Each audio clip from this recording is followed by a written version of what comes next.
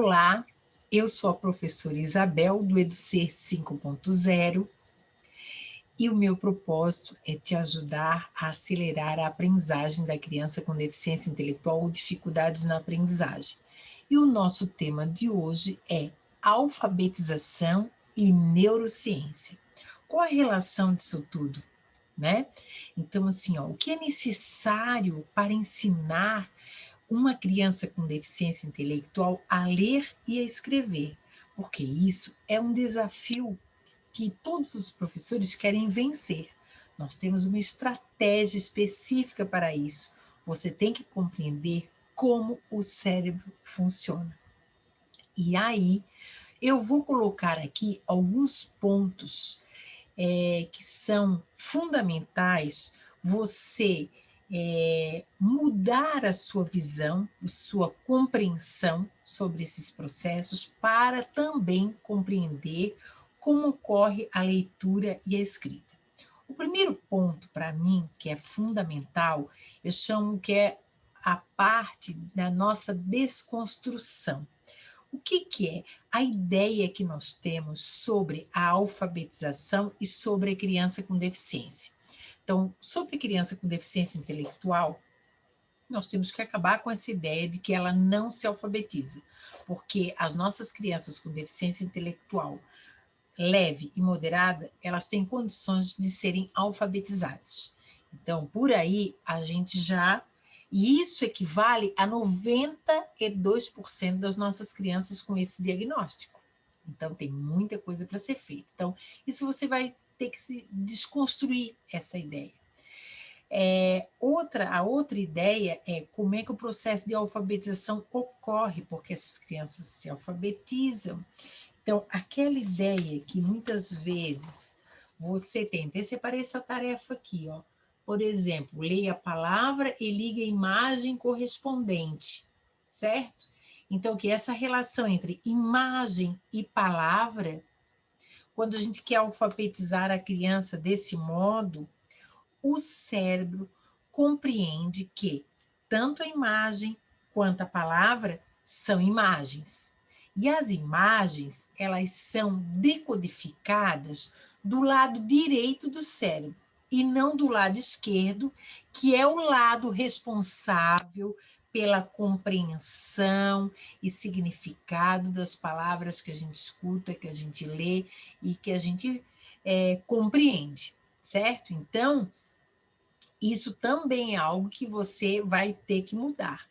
O método global, ele não é eficiente para fazer com que as crianças com TEA, com deficiência intelectual, com dislexia, aprendam. É necessário um método fônico mediado. Então, é algo que realmente você vai ter que aprender como isso funciona, tá?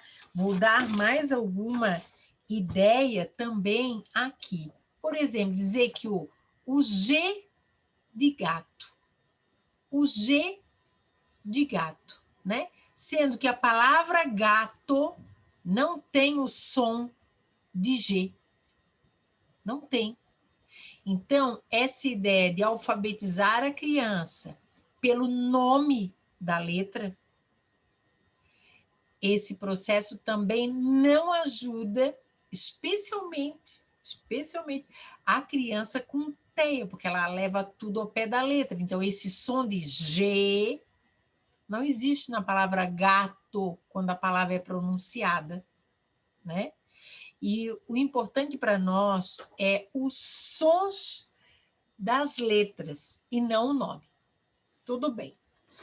Além dessa desconstrução, né, você tem que compreender também que existe uma estrutura neuronal, né, que pode ser estimulada para essa alfabetização. Então, compreender a alfabetização é um processo, certo?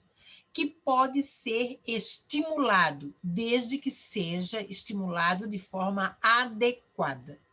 E essa forma adequada, que eu defendo, eu tenho já uma prática muito grande de alfabetizadora, e hoje o que a neurociência traz para nós é a ideia de que a alfabetização é um processo que se dá a partir da codificação e decodificação dos sons das letras e do significado que esses sons têm nas palavras. Então, você tem que compreender que a alfabetização está relacionada aos menores segmentos sonoros de uma palavra. Então, se você for pensar assim, o que seria uma neurociência da aprendizagem ou a neurociência da alfabetização? Então, vamos pensar assim, que a neurociência é o estudo de como o cérebro trabalha com as memórias, como essas memórias se consolidam, como se dar acesso às informações guardadas e armazenadas na memória. Então, a neurociência, ela estuda isso, né? Afinal, como o cérebro aprende. Quando falamos, por exemplo, ou pensamos, falamos, né? E quando a gente fala, pensa, especialmente sobre educação, nós estamos falando aqui exclusivamente de processos neurais, redes que se estabelecem de conexões e que são realizadas essas conexões pelas sinapses. Então, você tem que compreender como o cérebro funciona, como o cérebro aprende. O cérebro aprende por sensações, por significado, ou por aquilo que é significativo para a criança, porque o que é significativo é o que ela guarda na memória. Então, aquelas atividades repetitivas, de cobrir pontinhos, de você fazer a criança repetir várias vezes aquela palavrinha, se aquilo não é significativo, não vai ser guardado na memória. Por isso que muitas vezes você me diz, né, as minhas seguidoras, olha, eu ensino, e ela não guarda nada na memória. Lógico, porque na memória a gente só armazena aquilo que é significativo, aquilo que você deu um sentido para aquilo. E se isso não aconteceu, não é guardado na memória. No outro dia a criança esquece, certo? Agora, algo que a gente aprende é por experiência, vivências, experiências. Essas experiências podem ser positivas ou negativas, elas também são guardadas lá na memória. E pela mediação de transcendência é que nós vamos cutucar, evocar essas vivências e essas experiências para por associação, a criança aprender, certo? E também aprendemos muito por imitação. Então, aí nós temos um leque de sensação, significado, experiências e imitação. Isso tudo ajuda na aprendizagem, mas nós aprendemos muito mais se essas experiências, essas sensações, esse significado e mesmo essa imitação, ela for mediada. Porque daí eu consigo mobilizar áreas maiores do meu cérebro para construir um significado, uma compreensão muito maior, certo? Então, assim, ó, se a gente fosse pensar, né, na neurociência, mas é uma moda. Não, não é moda. Não é moda. É uma ciência que veio nos ajudar a compreender como o cérebro funciona. E o nosso cérebro funciona como uma orquestra, em que o trabalho de cada parte deve ser visto como um todo. Então, aquela ideia equivocada que nós tínhamos, que o cérebro, quando a criança recebia um estímulo, ativava somente uma área, está equivocada. Para você compreender, quando a criança escuta um som, esse som vai para a área occipital e lá esse som ou essa palavra oralizada, né, que a criança captou, ela vai ser distribuída no hemisfério esquerdo, numa área chamada caixa de letra cerebral. Nessa caixa, há uma redistribuição desse som para outras áreas, que é a área do significado desse som, a compreensão desse som, a parte articulatória da fala que produziu o som, que virou um estímulo a ser decodificado. Então, você vê que depois dessa redistribuição por várias áreas, é como se o cérebro mandasse uma síntese para a área pré-frontal e frontal, para então a criança compreender. Então, hoje, essa ideia de que apenas uma área do cérebro é responsável pela leitura, por isso, não, são várias áreas e que elas funcionam como se fosse uma orquestra, todas trabalhando juntas como um todo, certo? Assim, nós usamos diferentes áreas anatômicas do nosso cérebro que executam tarefas diferentes visando um único objetivo: aprender, compreender, guardar na memória, direcionar a atenção, ou mesmo obter um comportamento mais inibitório, certo? Então, assim, ó, mas tem gente que não gosta de estudar neurociência, que é muito difícil. Não é difícil. Porque, assim, você tem que compreender, se você é alfabetizadora, por exemplo, que somente aquelas áreas que fazem parte do processo da aprendizagem é que são mais significativas. Para você ter ideia, cada região do cérebro tem uma função e uma importância nesse trabalho conjunto, certo? Então, por exemplo, o sistema límbico é responsável pelas emoções, e a criança ter o sentimento de competência, perceber pelos neurônios de espelho, né, o rosto da professora e ver que a professora acredita que ela é capaz, vai gerar nessa criança, nesse sistema límbico, as emoções positivas. Que essas emoções positivas vão ajudar na liberação dos neurotransmissores, que são as substâncias que vão mobilizar mais sinapses.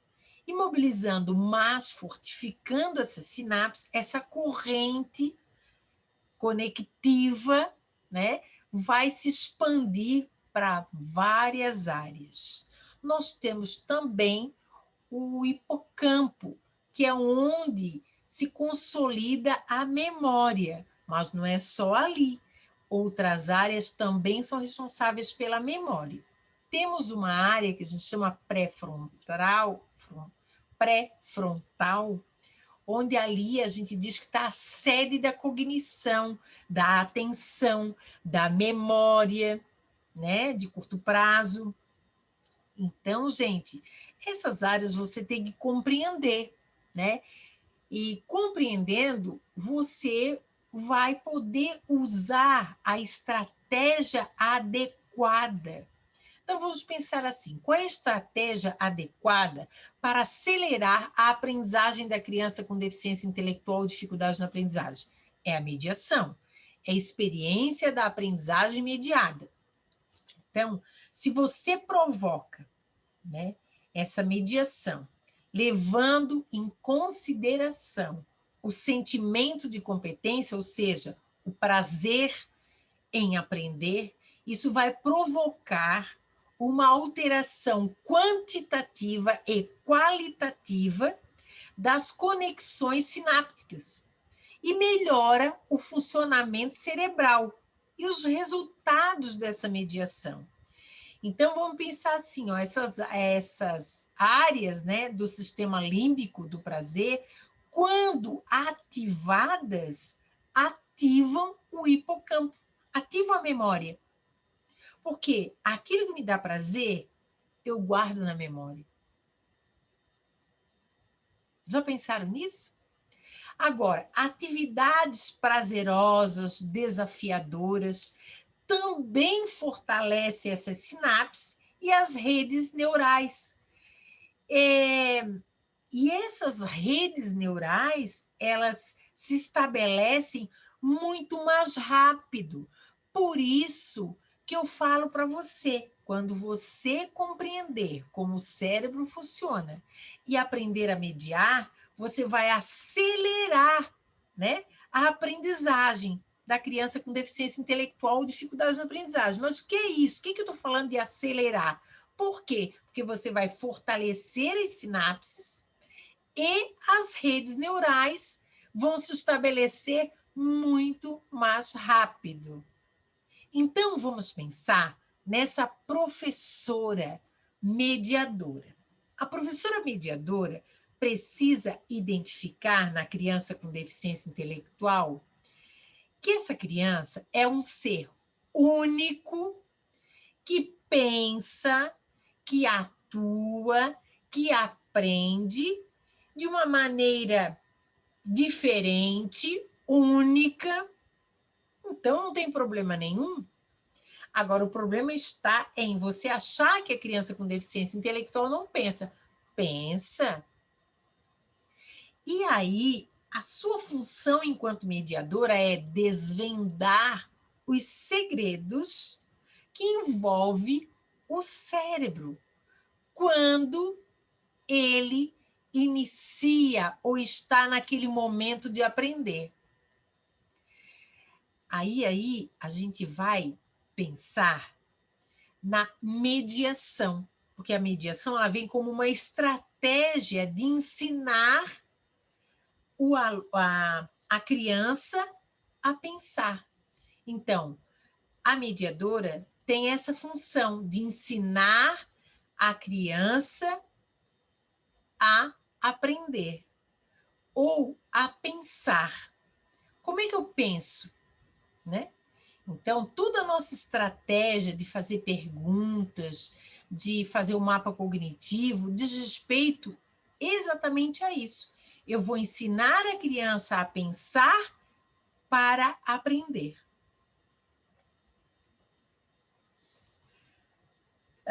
Alguns fatores são essenciais para efetivar a aprendizagem. O fator que é a nossa base de intervenção são as experiências de aprendizagem mediada, certo? Mas um fator também primordial é você conhecer e usar o conhecimento trazido ou disponibilizado pela neurociência, para você compreender como esse cérebro funciona. Outro fator também essencial é envolver a família como facilitadora dessa aprendizagem. Porque uma coisa é que você faz na sala de aula, e se você é uma mediadora, você vai ensinar para essa família, certo? A construir os ambientes modificantes. Os ambientes modificantes são ambientes da casa, ou de um passeio em família, ou de uma festa, que vão ativar as funções cognitivas que foram trabalhadas por você. Então, a família tem que ter esse compromisso de ajudar, né? De facilitar essa ampliação, essa correção das funções cognitivas e, consequentemente, da aprendizagem dessa criança. Agora, as nossas crianças com deficiência intelectual ou sem deficiência intelectual têm características próprias de como compreender o mundo, e isso deve ser respeitado, né? Então, vamos pegar o sentido de uma criança com TEA, transtorno do espectro autista, uma criança com TDAH, uma criança com dislexia. Então, se você parar para conversar com essas crianças, elas vão descrever sensações diferentes que elas têm com o mundo e com as pessoas. Isso deve ser respeitado. Assim, como mediadora, você tem que ativar o pensamento e a aprendizagem das crianças com deficiência intelectual. Então, eu trouxe aqui várias questões, né? Vários fatores que viabilizam a efetivação da aprendizagem, a mediação, a neurociência, os conhecimentos da neurociência, a questão da família, as características do cérebro, que são características individuais, esse pensar e aprender na criança, mas é fundamental que você compreenda o método de ensino adequado. E não é algo que eu defendo, porque eu só defendo aquilo que a neurociência defende. Porque a neurociência investigou e investiga de forma incansável como o nosso cérebro aprende. Então, toda a minha base eu acho que você tem que compreender isso. Primeiro, que a neurociência fala de como o cérebro funciona. E segundo, qual estratégia que eu vou utilizar? É a mediação cognitiva. E para alfabetizar, o método fônico mediado. Então, com esses fatores, a sua prática pedagógica vai mudar e, melhor ainda, você vai conseguir acelerar a aprendizagem da criança com deficiência intelectual ou dificuldades na aprendizagem. Agora, eu quero falar um pouco mais para vocês sobre esse sistema neural da leitura. Vejam que maravilha, né? Então, nós temos no nosso cérebro uma área chamada área da Broca. Essa área já foi descoberta há muito tempo e ela é responsável pela atenção, nomeação, memória de curta duração, a questão da articulação. Temos uma outra área chamada Wernicke. Essa área ela é responsável pelos processos fonológicos e compreensão. E temos uma outra área chamada occipitotemporal. É responsável pelos processos visoespaciais e as formas de escrita. Então, vejam bem, todas essas três áreas que eu falei aqui para vocês, Broca, Wernicke, occipitotemporal, elas ficam localizadas exatamente no hemisfério esquerdo e elas são mobilizadas no processo de leitura ou de compreensão de como se lê. Então, é algo que você tem que compreender isso, tá bom? A leitura, de acordo com o neurocientista francês Duene, ele fala o seguinte: o nosso cérebro aprendeu a ler a partir de uma reciclagem de neurônios. Esses neurônios não eram responsáveis por essa atividade, porque até então o ser humano não lia. A leitura é algo novo, não é mesmo? Então, se a gente pensar desde do aparecimento do homem na Terra, a gente pode pensar, então, que houve uma evolução desse ser humano até ele desenvolver a linguagem, organizou o pensamento e passou para a escrita.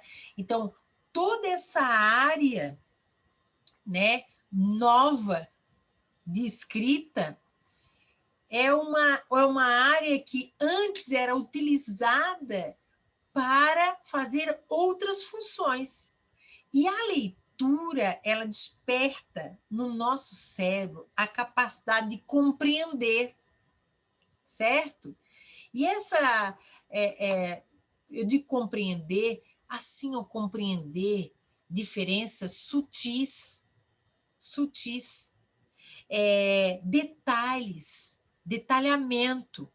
Então, veja bem, a mediação, ela faz exatamente isso quando ela usa as funções cognitivas de entrada da informação.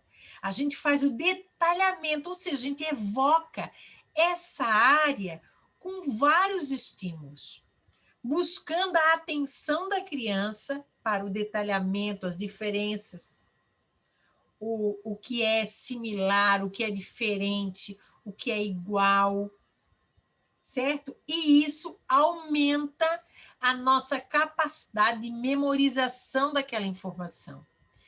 Isso é importante. O cérebro, ele mobiliza a mesma área para a leitura de qualquer idioma. Então, inglês, francês, italiano, é a mesma área que é mobilizada. Por quê? Porque esses idiomas utilizam a mesma forma de compreensão, que é um som que é decodificado, e esse som é ouvido, é falado e pode ser escrito. Então, gente, isso é importante você compreender. A aprendizagem da leitura e da escrita, quando você tem esse cenário, quando você tem essas informações da neurociência, comprovado, né? A alfabetização, ela ocorre muito mais rápida. Por quê? Porque com essa compreensão da neurociência, você tem a ideia, então, que as letras representam diferentes sons. E a combinação dessas letras e dos grafemas, né?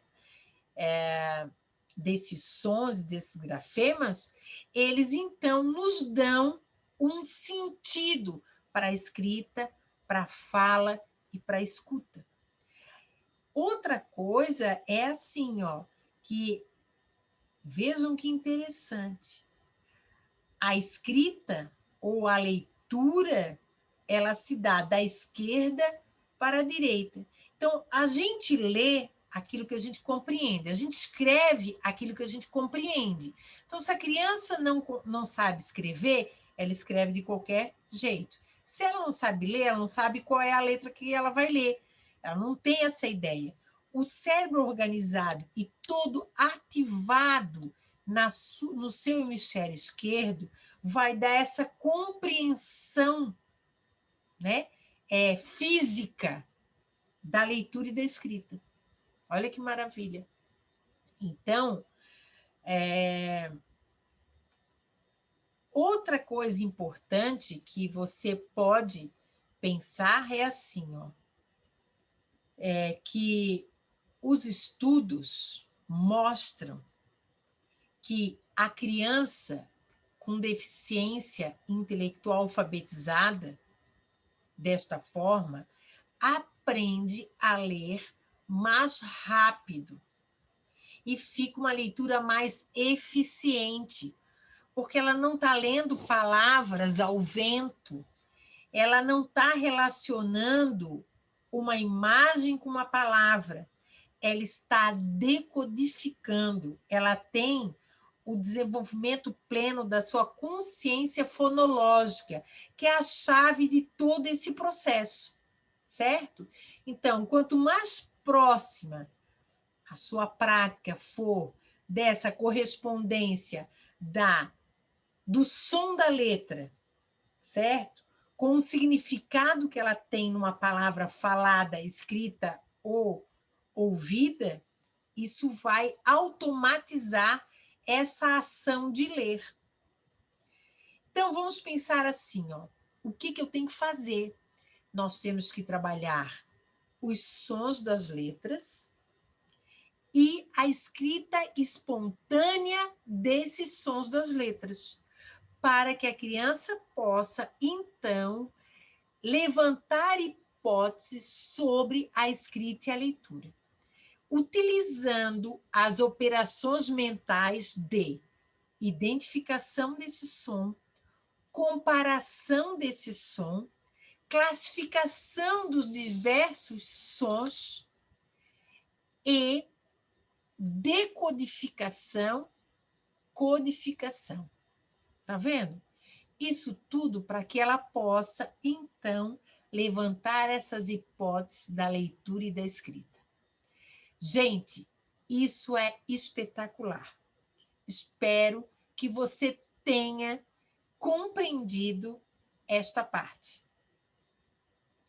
Agora, vamos pensar um pouquinho sobre a alfabetização. O que é essa alfabetização, certo?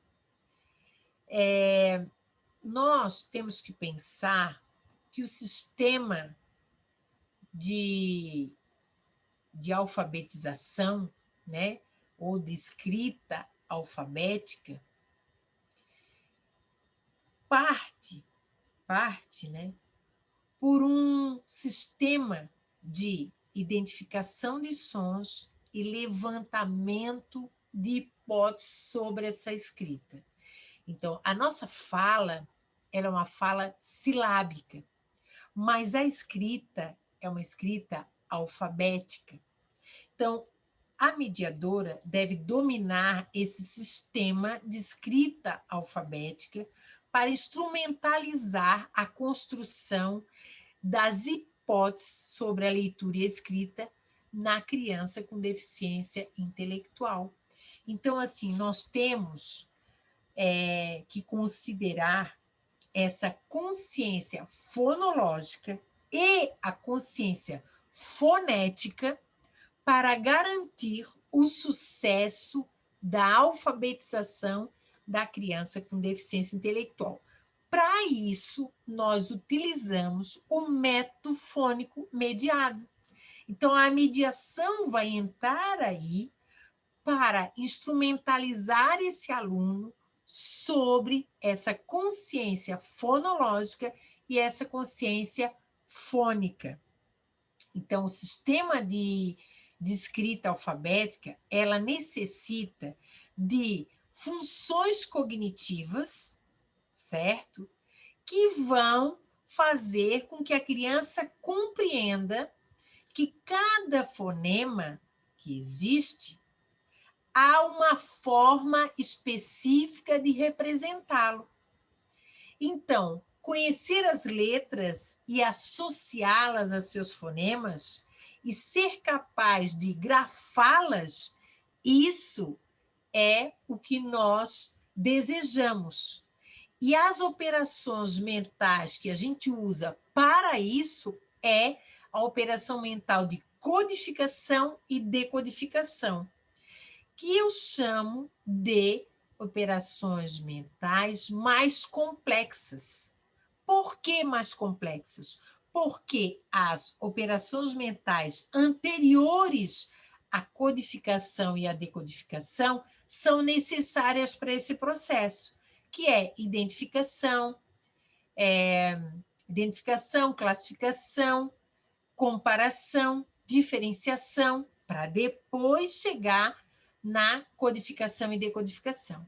Então, nossa mediação deve se pautar exatamente nessas primeiras operações mentais para garantir a codificação e a decodificação e, consequentemente, o raciocínio hipotético. Eu sempre falo para você que o enfoque principal do método fônico mediado é essa dimensão multissensorial. O que é isso? Porque o método fônico mediado, ele tem como base que a nossa alfabetização, ela ocorre pela questão oto, opto, estésio, laliográfico. Ou seja, eu tenho condições de escutar o som, de ver escrito esse som, eu posso falar esse som, não é mesmo? Eu posso escrever esse som. Então, assim, ó, a gente chama que todo esse processo é fonoviso-articulatório. E, para isso, por exemplo, nós utilizamos as boquinhas.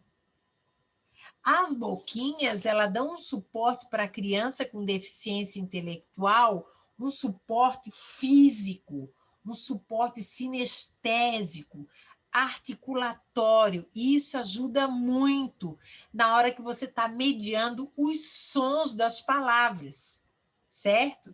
Então, vejo bem, a letra, o som dessa letra e a articulação que essa letra faz ao ser produzida.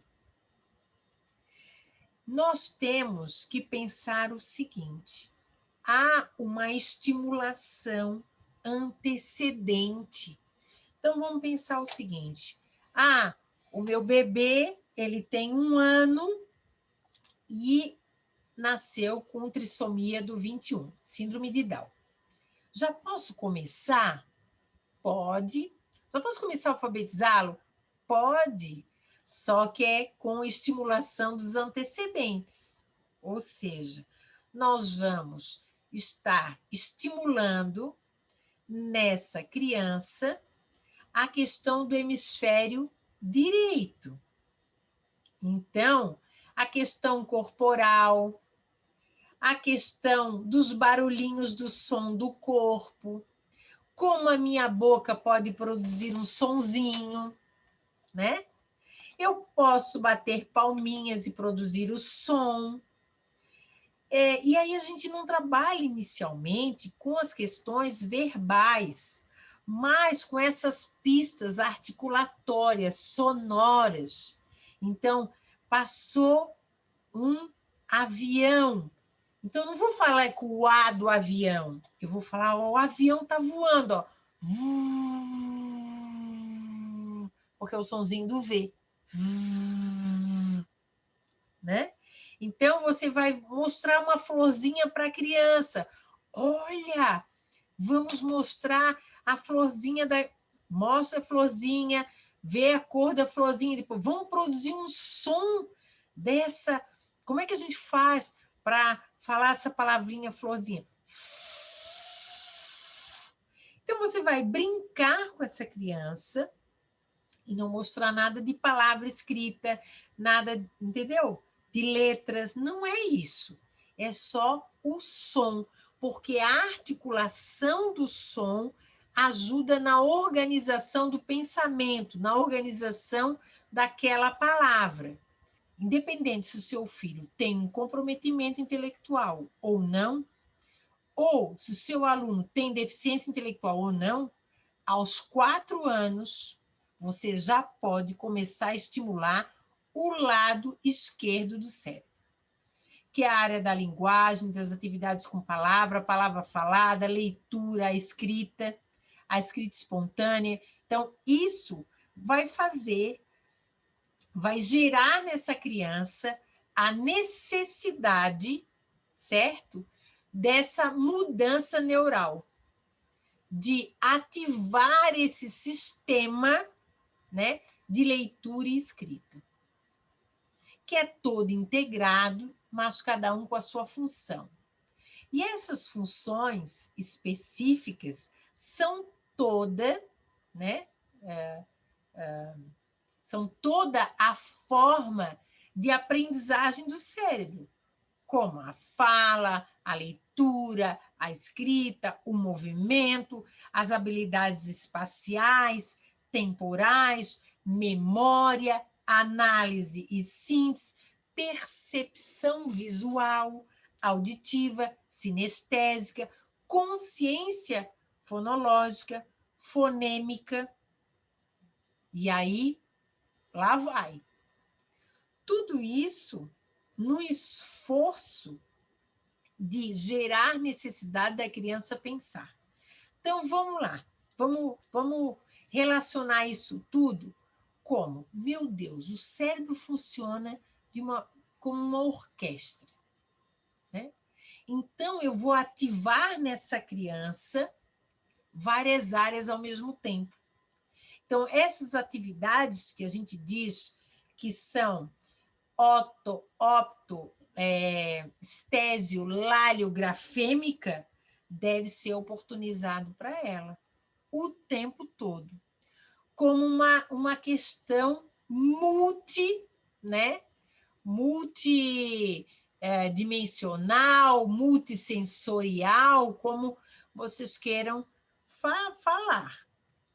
Então, vamos pensar o seguinte: o mais importante do que saber é aprender como usar esse saber. Por que eu digo isso?